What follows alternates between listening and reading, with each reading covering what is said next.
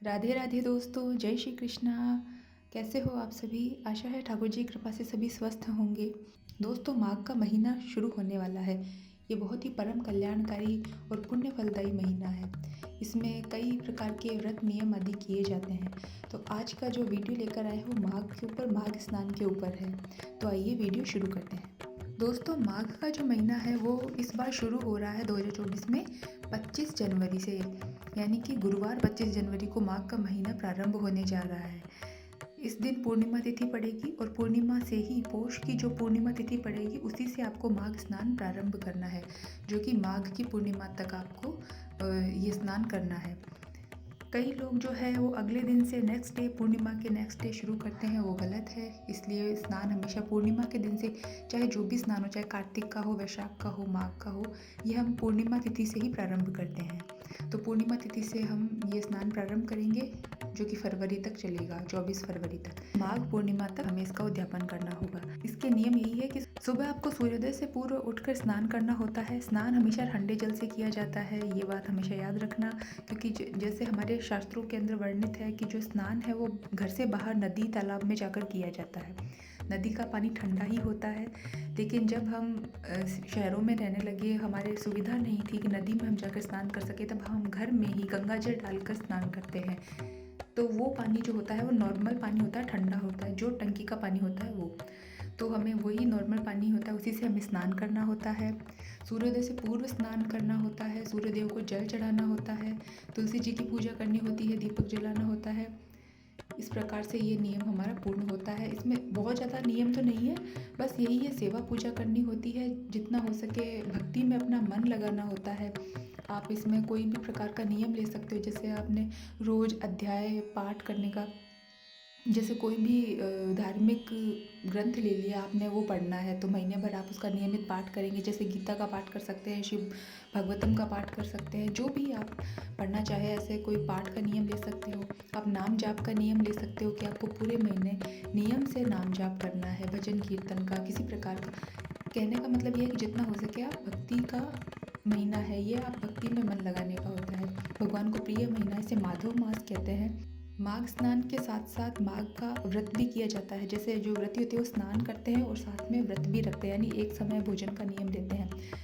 लेकिन जैसे अगर आप पूरे महीने व्रत नहीं रख सकते हैं तो सिर्फ आप स्नान करके भी ये नियम रख सकते हो। ऐसा ज़रूरी नहीं है कि आप अगर स्नान कर रहे हो तो आपको व्रत रखना कंपलसरी है, या अगर आप व्रत नहीं रख पाओगे तो आप स्नान भी नहीं कर सकते, ऐसा कुछ नहीं है। आप स्नान कर सकते हो, अगर व्रत नहीं रख सकते, आपकी शारीरिक सामर्थ्य नहीं है, नहीं पूरे महीने व्रत किया जा सकता, तो कोई बात नहीं, आप सुबह सिर्फ स्नान करके पूजा पाठ कर सकते हो, नियम ले सकते हो पूजा का। व्रत अगर आप करते हो पूरे महीने तो बहुत अच्छी बात है, पूरे महीने का व्रत करना होता है। पूरे महीने का नहीं कर सकते तो कुछ महत्वपूर्ण दिन होते हैं, आप उनका व्रत कर सकते हो। जैसे पूर्णिमा हो गई, एकादशी हो गई, जो तिल चौथ आएगी उसका हो गया। इस प्रकार से जो जो महत्वपूर्ण दिन होते हैं आप उनका व्रत कर सकते हो।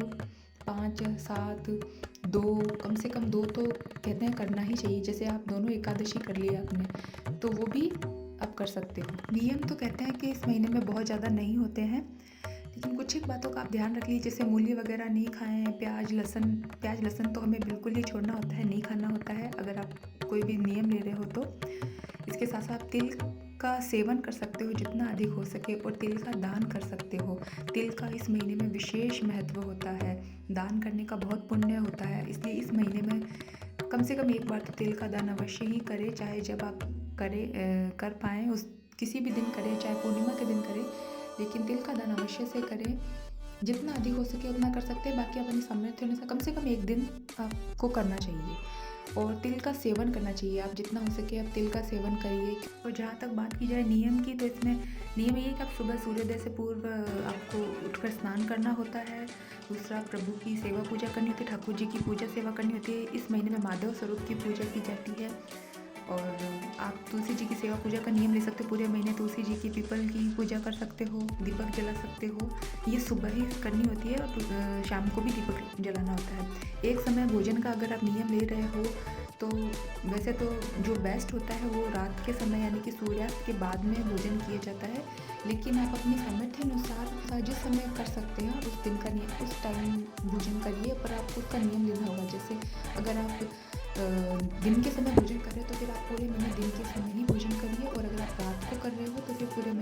उसको ही करिए। एक टाइम फिक्स करना होगा, ऐसे नहीं है कि दिन में भी कर रहे हैं रात में भी कर रहे हैं, कोई भी टाइम ऐसे हो रहा है तो आपको एक टाइम फिक्स कर लेना है अपनी सुविधा अनुसार। जिस टाइम पे आप कर सकते हो, कंफर्टेबल हो, आप उस टाइम पे भोजन करिए, क्योंकि नियम का अर्थ यही होता है कि हमें कंटिन्यूटी में वो चीज़ करनी होती है। इसके साथ ही साथ भूमि पर शयन का नियम भी लिया जाता है। अगर जैसे बेड पर नहीं सोना होता है, हमें भूमि पर शयन करना होता है। आप कोई भी गद्दा वगैरह लगाकर भूमि पर शयन कर सकते हैं, अगर आप कर सकते हो तो। अगर नहीं कर सकते हो तो कोई बात नहीं, जैसा जो आप कर सकते हो आप उस हिसाब से करिए।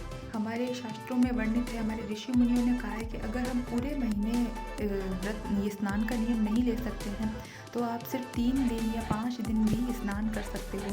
जैसे आप किसी तीर्थ स्थान पर जाकर, किसी नदी तालाब में जाकर 5 दिन के लिए आप स्नान करिए तो आपको पूरे महीने का फल मिलेगा। 3 दिन भी कर सकते हैं, उसका भी आपको पूरा फल मिलेगा, ऐसे हमारे पुराणों में वर्णित है। अगर आप सुबह सूर्योदय से पूर्व उठकर स्नान का नियम नहीं ले सकते हैं तो कोई बात नहीं, इतना बड़ा महीना है, हम कुछ ना कुछ नियम तो ले ही सकते हैं। जैसे आप रोज़ पूजा का और स्नान का नियम तो ले सकते हो। जैसे सर्दी की वजह से कई लोग रोज़ नहीं नहा पाते हैं, तो कम से कम इस नियम इस वजह से वो रोज़ नहाकर पूजा कर पाएंगे, वही नियम हो जाएगा। जब भी आप नहा पाओ, जैसे सुबह जल्दी नहीं उठ सकते तो जिस समय आप नहा सकते हो उस समय नहा के आप पूजा करने का नियम ले सकते हो, तो ये भी किया जा सकता है। तो कहने का तात्पर्य यही है कि अगर आप सुबह जल्दी उठकर स्नान नहीं कर सकते हैं तो भी कोई बात नहीं, आप रोज़ पूजा का नियम ले सकते हो, रोज़ स्नान का नियम ले सकते हो, जिस समय आप कंफर्टेबल हो। जैसे 9 बजे तक आप नहा धो के पूजा करिए, अगर ये कर सकते हो तो आप ये भी कर लो। इसके अलावा कोई ना कोई और नियम ले लो कि हमें रोज़ एक अध्याय हमें गीता का पढ़ना है, एक अध्याय हमें किसी ग्रंथ का पढ़ना है, या रोज़ हमें इतनी माला जाप करना है, मंत्र जाप करना है, या फिर रोज़ का हमें कुछ भजन कीर्तन करना है नियम से, या रोज़ का हमें किसी मंदिर में जाना है, रोज़ का हमें कुछ ना कुछ दान करना है। दान का नियम ले सकते हो कि आप रोज़ कुछ ना कुछ दान कर रहे हो। इसमें तिल, आंवला वगैरह अन्न का दान किया जा सकता है। तिल का दान सर्वश्रेष्ठ माना जाता है, इसलिए तिल का सेवन अवश्य करें, तिल का दान अवश्य करें। तो आप इस प्रकार से सामर्थ्य अनुसार जैसे आप कर सकते हो वैसा कुछ ना कुछ नियम ले लेना। अगर जल्दी उठ के नहीं नहा सकते हो तो कोई बात नहीं है, बड़ा महीना है, कुछ ना कुछ जरूर कर देना। और दान के अंदर आप गर्म कपड़ों का दान कर सकते हो, आप कंबल वगैरह का दान कर सकते हो, गद्दे रजाई का दान कर सकते हो, चादरों का दान कर सकते हो। तो ये सब दान आप किए जा सकते हैं। जैसे सर्दी से बचाने वाली जो चीज़ें आप उनका दान कर सकते हो, क्योंकि सर्दी का मौसम है। तो दोस्तों कहने का भाव यही है कि इतना बड़ा महीना है, जितना आप कर सकते हो, जो आप कर सकते हो अपनी सामर्थ्य अनुसार, किसी की देखा देखी में नहीं, किसी की नकल करने में नहीं, जो आप अपने सामर्थ्य अनुसार कर सकते हो वो आप करना। और किसी की बुराई वगैरह मत करना, निंदा मत करना, इस बात का ध्यान रखना। और जितना प्रभु भक्ति में मन लगा सकते हो आप उतना लगाएं, कथा श्रवण करें। और इस महीने में महात्म सुनना माघ का वो बहुत पुण्य फलदायी होता है। जैसे अगर आप सुबह स्नान नहीं कर सकते जल्दी तो महात्म का नियम ले सकते हो सुनने का, ये आप कर सकते हो। तो इस प्रकार से जो आप कर सकते हो वो आप करने की कोशिश करिए, प्रभु से प्रार्थना करिए, वो अवश्य कुछ ना कुछ करवाएंगे आपसे पूर्ण। तो दोस्तों अगर आप लोगों को ये जानकारी थोड़ी सी भी पसंद आई हो, अगर थोड़ी सी भी ये वीडियो अच्छी लगी हो तो प्लीज़ चैनल को सब्सक्राइब कर देना और वीडियो को प्लीज़ लाइक कर देना। और आप वीडियो पूरा देखा करिए, कोई इन्फॉर्मेशन होती है पूरा देखने से ही पता चलता है। तो प्लीज़ आप चैनल सब्सक्राइब कर देना, वीडियो को ज़रूर से लाइक कर देना। मिलते हैं नेक्स्ट वीडियो में। Thank you so much. जय श्री कृष्णा, राधे राधे।